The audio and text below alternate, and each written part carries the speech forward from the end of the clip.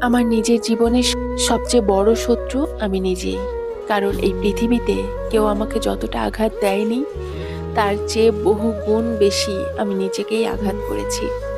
ভুল মানুষকে বিশ্বাস করেছি, ভুল অনুভূতিকে সত্য ভেবে আঁকড়ে ধরেছি, আর নিজের হৃদয়টাকে ধীরে ধীরে নিঃশেষ করে দিয়েছি। আমি কাউকে দোষ দিই না, কারণ আমার সমস্ত ভাঙনের শুরু হয়েছিল সেই নিষ্পাপ হৃদয় থেকেই।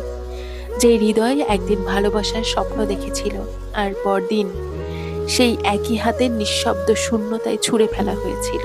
আমি ঘৃণা করি আমার সেই আবেগকে, যে আমাকে দুর্বল বানিয়েছিল, মানুষের সামনে মাথা নত করতে শিখিয়েছিল, অকারণে হাসতে বাধ্য করেছিল, আর একা হলে কাঁদতে শিখিয়েছিল।